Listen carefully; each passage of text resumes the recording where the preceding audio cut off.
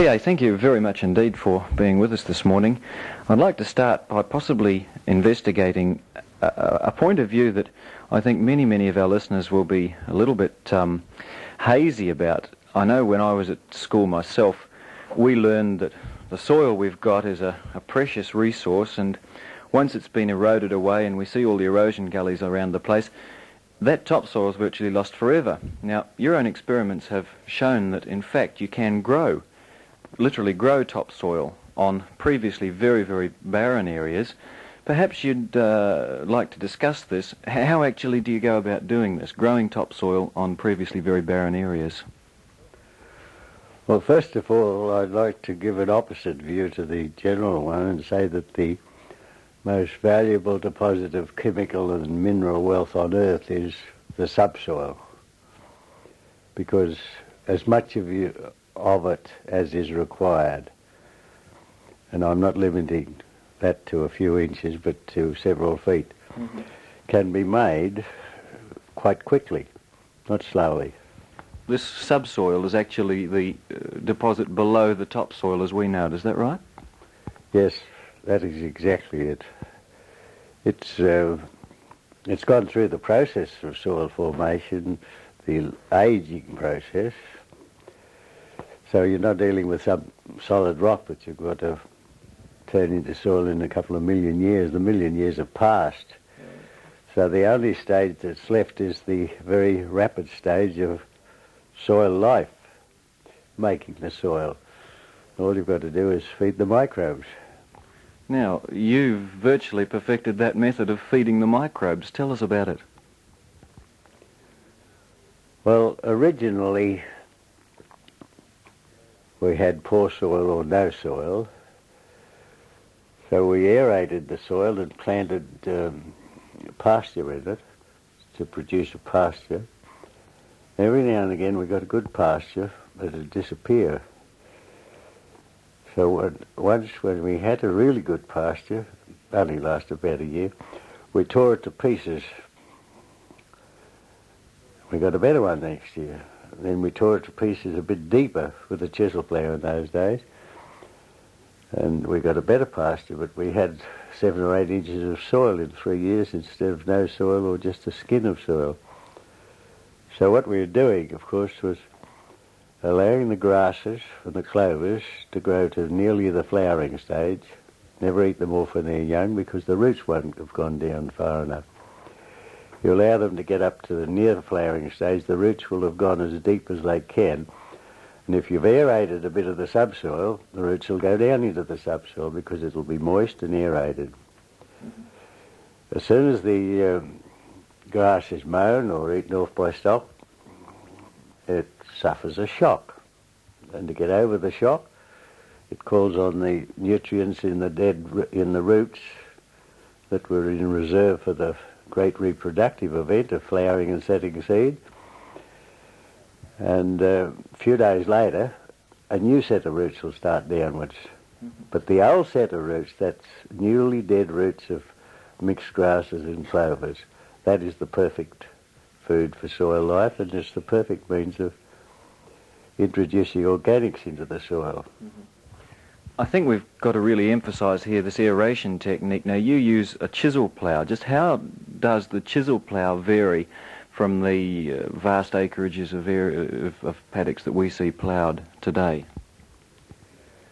Well, the chisel plough, which we introduced to Australia in 1951 or 2, seems to have led to enormous numbers of them being sold, and also influencing other types of cultivators and farmers to use the scratch type implement instead of the moldboard. Of course, went out when the disc came in, and the disc plough now is sort of on its way out with the various versions of the chisel plough or the scratch plough. It's like the old Egyptian stick plough, of course. Right. What I'm trying to get at here is that the chisel plough actually does not turn the soil over, does it? No, it doesn't turn the soil over. But we've designed another implement, or 1974 we got the Prince Philip prize for it, which leaves the horizons of the soil more in place than a chisel plough does. Actually, you can run it through 8 inches through a pasture, look back and hardly see that you've been there. What sort of plough is that? It's called the Bunyip Slipper Imp with Shakerator. The Bunyip Slipper Imp with Shakerator. All right, tell us about that. That sounds pretty tremendous. Well, it arose very early in the piece when we struck trouble with the chisel plough in certain types of clay, that no matter how much weight you put on them, it just wouldn't get down deep enough to give you a reservoir of moisture down there. It was really inspired again to do something about it when I wrote the City Forest in 1971, and we got on with it then, but it has a easier entry into the ground, and it splits and shatters upwards. The vibrator greatly assists it to do that. This vibrator is just a sort of an off-centre weight on the PTO part of the plough, is it? Well, it's inspired by a wobbly wheel in the front of a motor car. Yeah. Was the idea, and it's one of those things that have a bit of luck with it. It's worked right first time, almost first time. Right. Usually these things come after a lot of mistakes. They're the foundations of any successes, usually. But this one came very easily. And we had luck with the plough, in that we designed it to do certain things, and through accident and a little bit of luck, we got it to do a lot better than we ever anticipated. Oh, P.A., you mentioned that the new plough, the bunyip, etc., keeps the soil profiles intact. I wonder if you could explain to us why that's important. I can tell you of an incident that happened many years ago when I was mostly connected with tin mining. I was out on a property, and the owner told me that he'd employed a young Englishman, and the weather was good for ploughing, and he was going to town, so would he plough up this 20-acre paddock? He showed me the paddock 20 years later, and it hardly grew a weed. What the Englishman had done is what they do in England. He turned it over with a moldboard plough. So he'd turned the dead topsoil, the little bit of soil underneath a body of dead topsoil, and nothing happened. But by keeping the horizons in place, you have the fertility and the microbes aerated and in place, and they'll move downwards. And you don't want to go too deep in the first instance. It'd be like trying to make beer with not enough of the ingredients. It'd be too watery. So you limit the depth to about what you can aerate right through. That is from shank to shank. P.A., I once heard someone say that if they did nothing else with a little bit of money that they had, and this person was one of your Keyline proponents, someone who had a farm, if there was no money for a dam, no money for a gate valve, if they did nothing else but chisel pattern plough their land, that they would increase the water absorption and the water storage on that property. Would you care to comment on that? By aerating the soil properly, we put it in a condition to take in moisture. And if the whole of Australia was aerated just another 3 or 4 inches deep, it would hold more water than in the Surrey Mountain scheme. So water becomes in Keyline the basis of planning because of the natural factors of climate, the heat and light of the sun, the air and the water and its various movements. There's only one of those factors that can be planned for that will improve the use of all the others. You improve the sun, you improve the air by controlling the water and taking water into the soil when it's needed. So the basis of Keyline planning is the natural landscape with its own water lines, with new water lines that control all the water. When those lines are in, they position the roads. The roads automatically give you the subdivisions. And within the subdivisions, you start your soil treatment.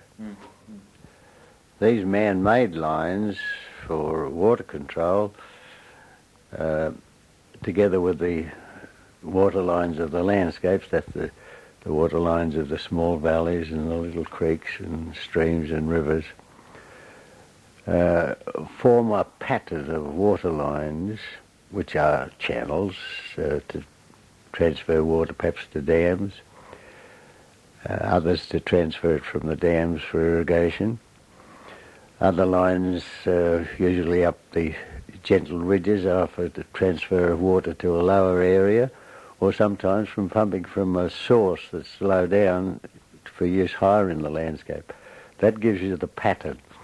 We call it the Keyline grid, and all planning is based on a grid system, because it has to be. You subdivide the land, so you've got to get at it. So it's always a grid. It's not the grid that can be wrong as a grid, it's the manner of the grid. So our grid is a natural water line grid plus the control line grids. So you then have a pattern for the landscape, and the landscape imposes itself on the planner. The planner doesn't put geometrical patterns on the land in Keyline.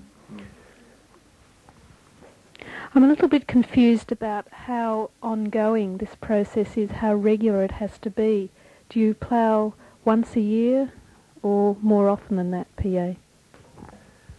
Well, there are various circumstances that arise. For instance, pasture. A mixed pasture is probably the quickest means of improving soil. Now, under irrigation conditions, you can cultivate 5 or 6 times in the 1 year if you wanted to. We've done that to see if we could destroy the soil by over-cultivation with a chisel plough, it was in those days. We found that you don't destroy the thing by cultivation, the soil by cultivation. You just make it happen. But that's in irrigation conditions in the summertime. Now, if it's ordinary rainfall condition and your most reliable rain is in the autumn, then for the first 3 years you cultivate each autumn. So it's a process for 3 years. But then you have to watch the soil, because everything that happens in farming is tending to compact soil. The implements, the cattle, all tending to rob the soil of its air. So you watch the soil. When you see some of the grasses that's like sourish conditions starting to come in, all right, you need air, so you do it again, maybe 5 years later. But all the time you have to watch the soil and read the soil. Now, under the conditions where they're cropping, well, nature can't make soil without legumes, whether it's a rainforest soil or a natural pasture. Now, by legumes you mean what sort of crops? Any legume, but the clovers and the trefoils and that sort of thing. So we would never plant wheat crop. It would always have its companion legume, because there's something magical about the dead roots of legume that seems to trigger everything off rapidly. I think you could just repeat that. I think that's a very important point. You don't just plant a wheat crop on its own. You have another crop with it. Is that right? That's correct.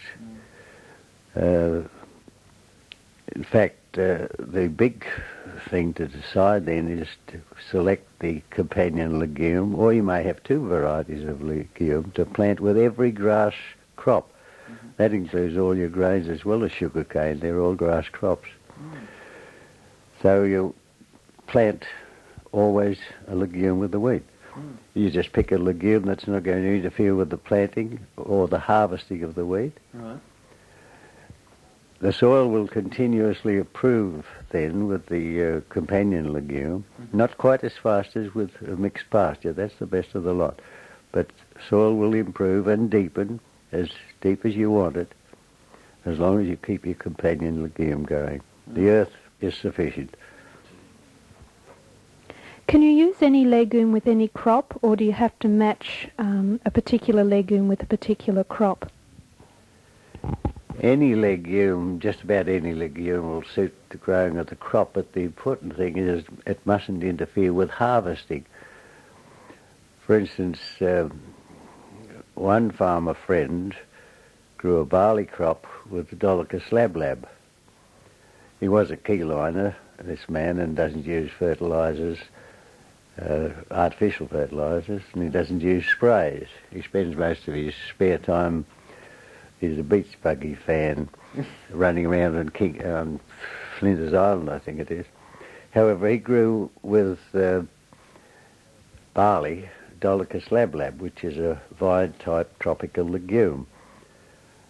He had a look at it sometime before it was ready to strip, and he found that the legume had climbed up the stalks of all the barley, and it was just a mess. He didn't think he'd take anything off it. But just before the crop was due to harvest, the Dolichos lablab set seed and died and broke up into little pieces, about half an inch long, and all dropped down on the ground, and he took a crop that was 50% higher in the 1 year from the Dolichos lablab and the combination of barley. He also has another crop he grows with snail clover, which most people haven't heard about. So the important thing is the practical one of being able to harvest and sow the legume that goes with whatever grass, and barley's a grass. So to those people who say to you that it's virtually impossible to grow large crops of any of our staple grasses like wheat without the use of fertilisers and chemicals and herbicides, you would say that this is completely wrong. It is completely wrong. There's a difficult period of changing over, because you can't just stop using fertiliser and do nothing else. You won't get a crop.